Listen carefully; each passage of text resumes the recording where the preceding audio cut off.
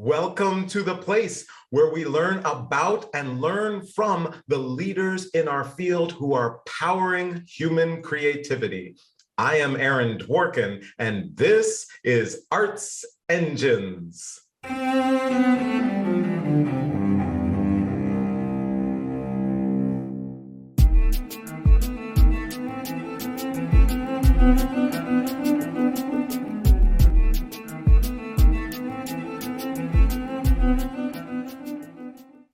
Thanks again for joining me here on Arts Engines. Today's guest is Omari Rush, who serves as the board chair of the National Assembly of State Arts Agencies and is executive director of CultureSource. Omari, welcome to the show.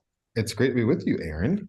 So I am, of course, so excited to have you on the show. I have had the benefit and honor of seeing your extraordinary work over a number of years, not only in your current roles, but of course, you were leading our state arts agency here in Michigan, our Michigan Council for Arts and Cultural Affairs. And have just seen, obviously, your extraordinary work, not just regionally in Michigan, but especially now, on the national stage. So with that, I thought I would just start right off. There are many in our audience who either have boards of directors, are on boards of directors, and often find themselves frustrated with the level of engagement that their board members have. And so you, I think, are in many ways an expert on this. You're doing this work at NASA, which is one of our great creative partners here at Arts Engines. So just thought I'd start right off with there. How do you view board engagement? And are there any key things that you're working on currently at NASA that you see being effective? Well, first, again, it's great to be with you, Aaron. And of the many kind of service opportunities that I have, I am particularly thrilled to be able to support the National Assembly of State Arts Agencies now as board chair. The organization already runs very smoothly. And so my service leading the board, fortunately, does not have to be about kind of whipping people into shape or anything like that. And so when I look at board service, when I think about board service there, in particular in partnership with the CEO, Pam Bro, a lot of what we're trying to do is maximize the talents, the insights, the range and diversity of experiences that are around the table. And so I find that the board has over time done a really great job in getting a board that is representative of the kind of states across the country, of ideologies, political ideologies, of certainly identities. And so we have a great opportunity to, in that, have all of that mix and create just new ideas, new insights that only come to the surface when you're able to productively mix people. One of the things that we've been able to do is really minimize a certain amount of the kind of procedural business in board meetings, save some of that reporting either for consent agendas or just have very tight reports when it comes to finance and those other kinds of areas, and really lean into the opportunity to have things like focus groups where we'll toss out a provocative question or some kind of hot topic that's relevant to a variety of folks in a variety of states, and facilitate a conversation amongst board members in the board meeting that generates and services new insights about how NASA might better understand an issue, where the staff might, after the meeting, devote some of their attention, but also just gives a sense about the tone, the national tone of the conversation regarding whatever we might be talking about. It's the real benefit and beauty of being on this board is that you have real national representation, and you get to kind of understand a clearer picture of what's happening. I think that's relevant to really any board that is thoughtfully constructed. Absolutely. And of course, I love that what you shared about, it's all too often that board meetings are just filled with wonderful, but staff reports, and a lot of times board members can sometimes just begin to, tune out. And so that idea of actually engaging them in conversation during the meetings, where of course there's reports, what's going on with the institution, but where they actually are participating, as opposed to just observing and listening. So I absolutely love that. And I was curious because NASA must deal with this in some ways more than almost any other organization, which, everyone talks about the divisiveness or differing viewpoints these days. And so I can imagine that a key aspect of board conversations, is enabling people from differing viewpoints to be able to have a productive conversation around common goals. How do you find that's happening at NASA? Are there any mechanics or tools that you utilize facilitating those conversations that you found to be helpful? NASA is fascinating because in representing all 50 states and the six territories, U.S. territories, there is a wide range of kind of political leanings of each one of those geographies. And in a climate of extreme political polarization, with NASA needing to represent everyone, it can't be overly lean in one direction too much, alienate folks of a certain ideology or perspective. And so the organization has to end up committing to very, very clear ideas and beliefs, and communicate those with the people whom they serve, all being bound by this idea that NASA is really invested in helping communities across the country thrive through their access to arts and cultural activity. And so when we think about our board, I mean, step one is selecting board members who are very grounded and mature. Again, making sure that you do have a diverse representation of states and political, for instance, leanings in those states. And then making sure that as the conversation unfolds, that people are lifting up things that they notice. People are not using judgments as they communicate with each other, and that we're trying to find not necessarily commonalities, but we're honoring the difference that we're hearing in the stories that are coming about. So there's a part of it where we're not shying away from anything that is necessarily a hard conversation, but the benefit of that table, the benefit of the respect that board members have for one another, the benefit of the professionalism of the NASA staff is that we're able to have very different views expressed at that board table, and have it all be really generative. Definitely, definitely. And Pam, of course, is such an extraordinary leader to be able to have. So kind of shifting gears a little bit to equity work. Obviously, many organizations are looking at these issues.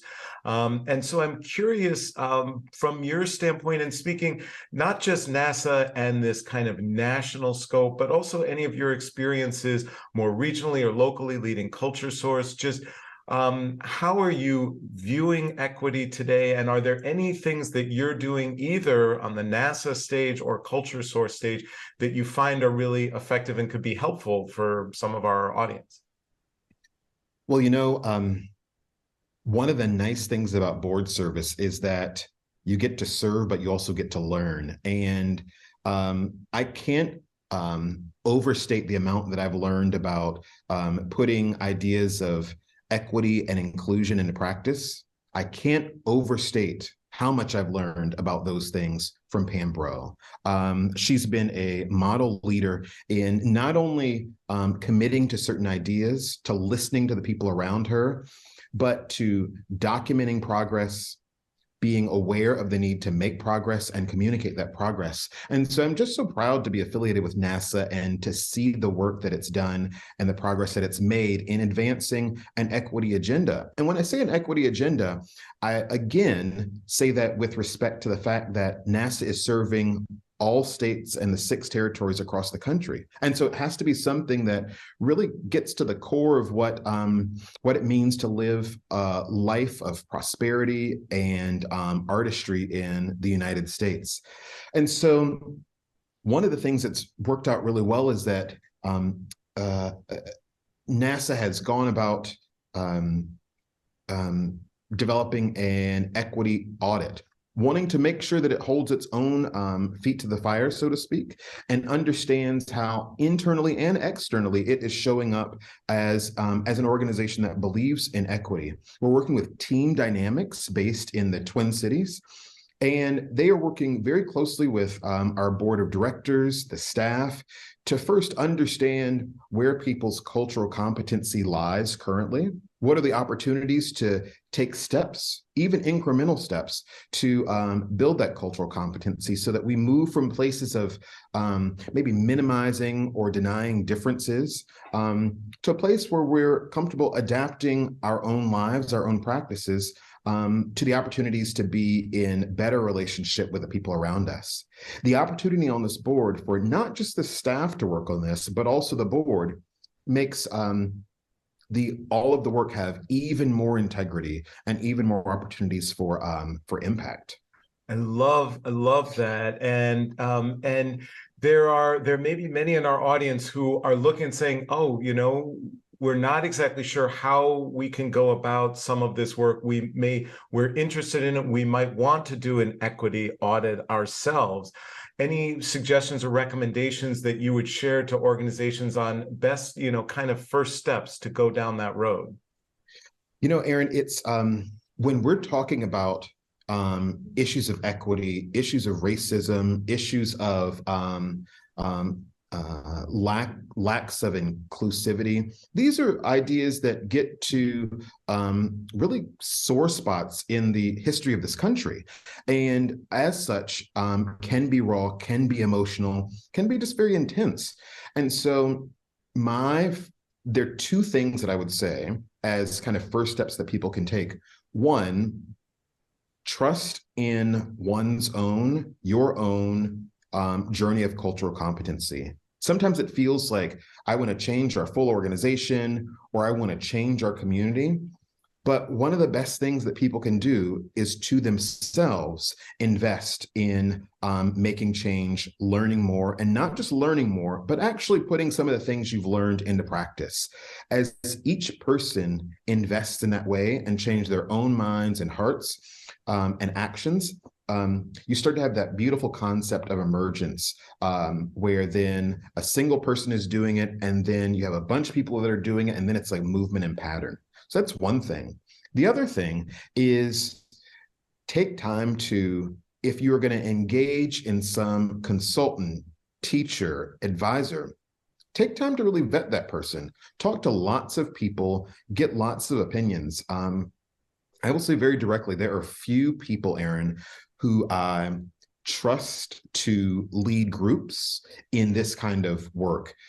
Some people are not great skilled facilitators. Some people don't know how to make the conversation not about themselves. Some people just don't understand the issues. And as they are in front of rooms or in front of boards or staffs, they can be very harmful, and they can create even more animosity. They can shut people down and not have people see any potential or value in the work, and really ruin opportunities. And so that second bit of advice would be to do your due diligence in figuring out who you're going to work with and talk to lots of people, because it's very much worth getting the right person, getting the right organization as your advisor, consultant, guide. I absolutely love those. Those are just both hugely, I think, incredible components in that process. So unfortunately, we are just about out of time, but I always like to ask of all my guests, this extraordinary leader working on the national level, regional, local, et cetera. There's got to be some tough days. And where you're looking at some of the challenges ahead and not sure if you're going to be able to overcome them. As a leader, what mechanisms, where do you turn to for either guidance, advice, inspiration during the toughest of times? What do you do as a leader?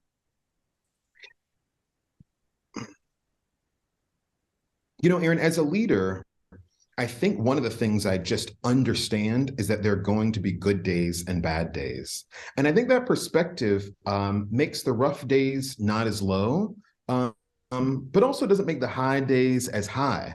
I try to stay pretty even and know that if I'm above 50%, if I am generally kind of happy in my work, that's pretty good. And I'm pretty lucky to be in a job and to be in a role where I can say that I am generally pretty happy in my work. And so I would just say that this not letting the lows affect you overly and not letting the highs affect you overly is good and helpful perspective for navigating all of life's challenges and opportunities.